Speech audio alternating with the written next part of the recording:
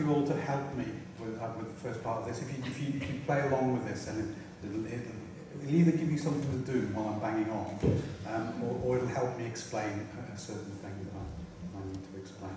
So if you could all hold one of your hands out, and try to imagine in your hand that you're holding a ball. And pick a ball that you know. If you play tennis, then maybe pick a tennis ball. If you play golf, pick a golf ball. If you play beach ball, pick a beach ball if you've got room. And keep your hand out there, holding that ball. Try to imagine, as well as you can, in as much detail, the shape of that ball, the size of that ball, the weight of it, and keep doing that while I'm talking. We'll come back to the ball. Thank you. So 2 years ago, I began having a conversation with sport coaches and with sport psychologists about physical deception, and in particular an aspect of physical deception, which is the control of attention in sports. And my initial reason for doing this was I'm a magician, and I wondered whether maybe they knew something that we didn't, and that sports coaches knew something that I could learn from.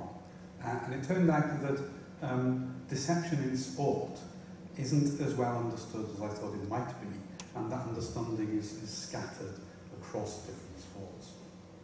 So what I've been doing for the past 2 years is working with sport coaches, sports psychologists, neuroscientists, magicians, hypnotists, jugglers, pickpockets, hypnotists.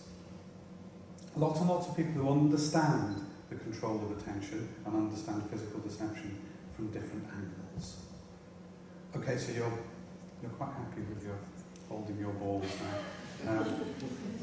Yeah, they do get heavy. What next thing to do with your ball is to take that ball and throw it into the other hand and catch it. Okay. And just keep doing that. Just throw the ball back and forth between the two hands. Okay. So what we ended up with after 2 years, you keep throwing the ball. What we ended up with after 2 years is a lot of information about how deception works, physical deception, a lot of information about how attention control works, controlling the attention of other people in sport. But what we needed was a practical system for training that, for training people to be good at it, and a system that was modular, could be broken down and fitted into the very busy lives of professional athletes, because their time is already taken up with lots of different ways of training. We wanted to prove not only that this works as a technique, but that it could work in such a way that could be fitted in to existing training. So we've worked now with 16 different sports. We've come up with 87 different techniques, most of them based on controlling attention. So there's an awful lot to show you. So what I thought I'd do is just show you a couple of little things which we tend to use when we're introducing this system to young players. So watching you throw your imaginary ball back and forth is quite fun, and you're doing a lot of the things that people immediately do when they try to throw an imaginary ball. There's a lot of reasons why your imaginary ball throwing just isn't convincing. And I just want to kind of break down a couple of those, but keep throwing the balls while we do this, because it looks good. The question is, how, if you want to pretend to be throwing a ball, how do you make that look good? Yeah? And the obvious way is observation. To watch yourself throwing a real ball, to watch that over and over again, maybe from different angles, and then to mimic that. So a kind of mimesis approach, to copy that. And I found that in sport, for instance, rugby, when I asked rugby players, when you practice dummy runs, do you video yourself doing a real run and then try to copy that real run in order to make your dummy run look real? And they kind of went, why don't we do that? Right? There isn't an awful lot of time paid to that kind of, a lot of attention paid to that kind of study. Right? So let's imagine we've done that. And it's difficult for you now because you haven't had the opportunity to observe yourself throwing a real ball back and forth. And the problem is with that kind of activity is you don't pay very much attention to it in your real lives. And why should you? So it's very difficult for you to picture from memory what throwing a ball, you've all stopped now. It's very difficult to picture what throwing a ball back and forth actually looks like. So we're doing it from memory. But still, I can see some of the things you're doing work quite well, some of them don't. Question is, if you do this, you get to the point where your throwing of the ball looks exactly like the real throwing of the ball. Is that good enough? And what we find is that you can be better than that. You can do fake throwing of balls that look better than the real. Right. So let me explain how this works. This is something we refer to as Tinbergen triggers. This is research that was done in the 1940s with seagulls, herring gull chicks. Herring gull chicks go nuts if they see a particular dot on the beak of the mother. They go bonkers for food, they start pecking, and then a herring gull mother vomits all over them. I mean, that's a beautiful thing. What Tinbergen found is that you can take a beak with no mother attached and wave this at the chicks, and they will still go nuts for it. Mm. He then discovered that you can take a stick and just draw a red dot on it and wave that at them. They will still go nuts for that. In fact, if you take a very long stick with a red dot on it, they go double nuts. They literally are twice as aggressive in their pecking when they see this long, thin thing that looks nothing like the beak of a mother. But it's an exaggerated kind of motherness. So that trigger that sets them off wanting the food isn't an on-off switch. It's an elastic trigger. So certain things about gestures can operate as elastic triggers and to make those things make sense. So what we discovered is that in simple gestures, there are elastic triggers that we can exaggerate. If we turn them up just a little bit of a notch, we sometimes refer to them as notch triggers now, we can make things seem more convincing than the real. So go back to throwing your balls. One thing you notice is that when you throw a ball from one hand to another, the hand catching will move this way. Not because your ball is really heavy, but because it needs that kind of cushion to catch. And otherwise, if you threw it, it just backs off.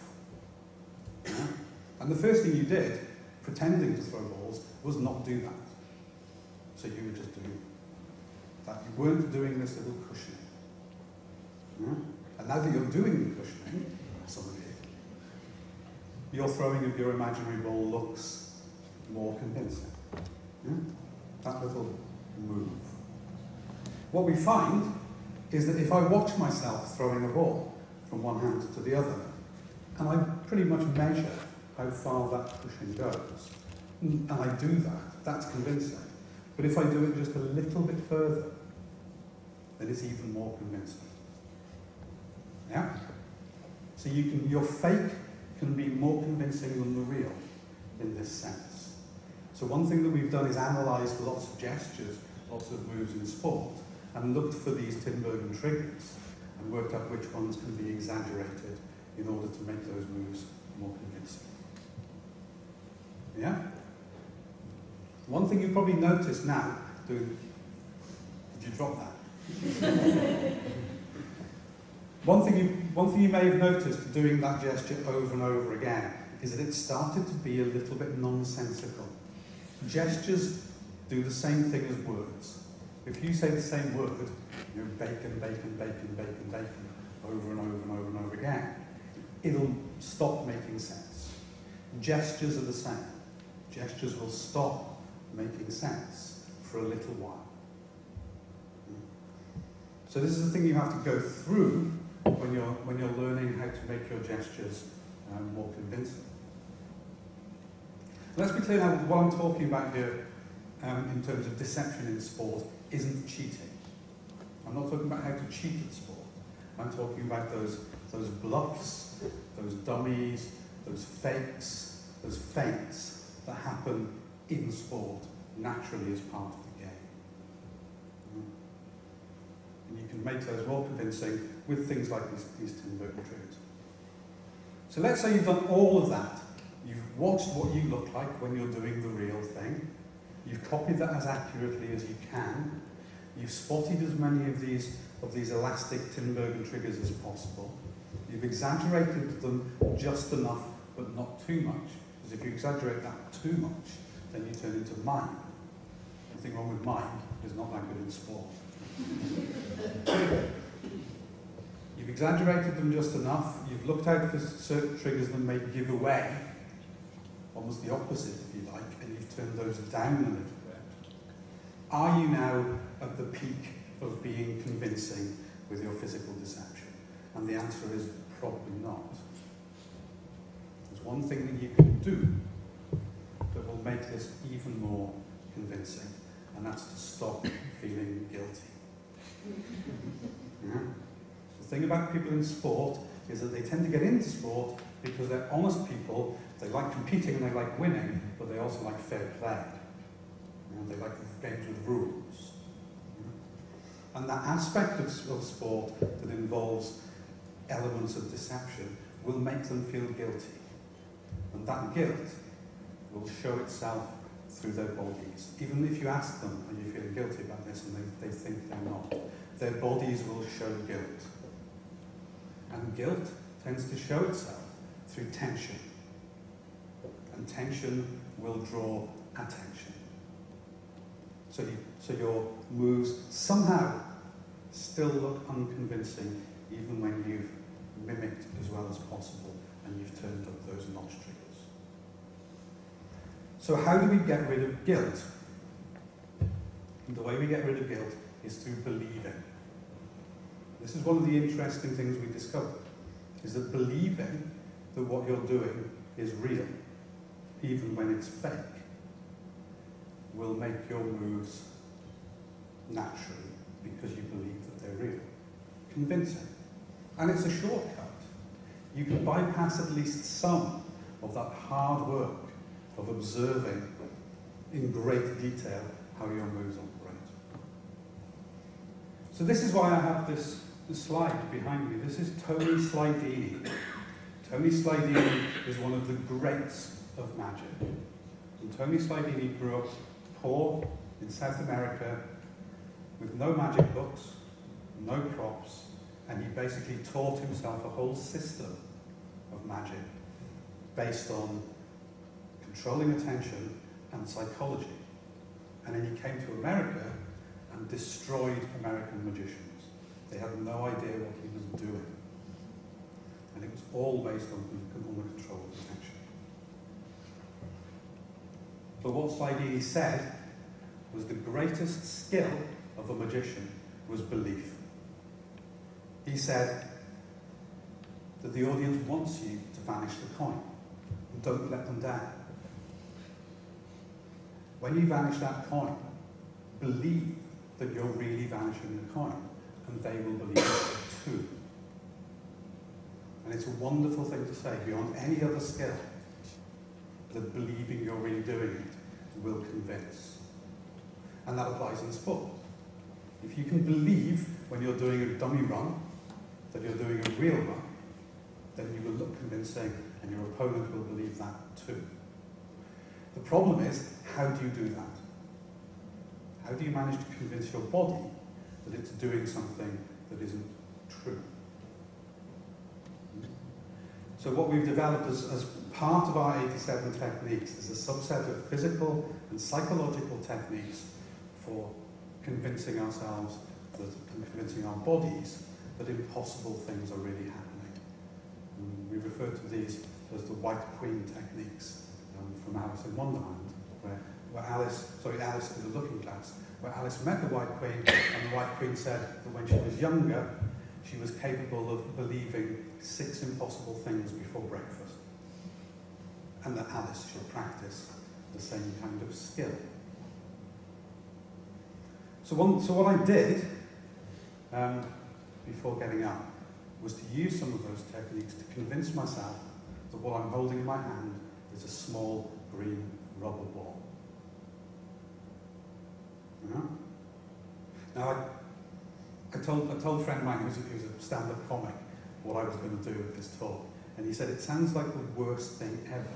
Sounds like what you're going to do is a joke that only you get, and then insist on explaining why it's funny. What I'm going to do now is the best illusion that I ever do. But it's for me. And you won't feel this and you won't get the moment. But since I first got up here, I've been holding this imaginary small rubber ball. And I can feel it in my hand as though it's really there. And if I squeeze it, I can feel its give. I can feel its rubberiness. Yeah? So at the moment, I'm faking something. And I'm experiencing something that isn't true. But it's something that's possible, because I could be holding a ball. What I'm going to do now is experience something impossible. I'm going to vanish an invisible ball. I love doing this. So if I make a moment of magic to make that ball go, see, that's awesome for me. Not only did I feel that ball there, but I felt it go, and I decided how it was going to go. I decided that it was going to melt away, and I felt it melt away. And now, if I open my hand to show you it's gone, that's not the moment of magic, it's just showing you that it's already happened. So that's just a little glimpse of some of the techniques. I would recommend believing 6 impossible things before breakfast is a wonderful thing. And if you can ever find time for me to show you how to believe there's a ball in your hand that you then vanish, then do it, because it feels awesome. Thank you.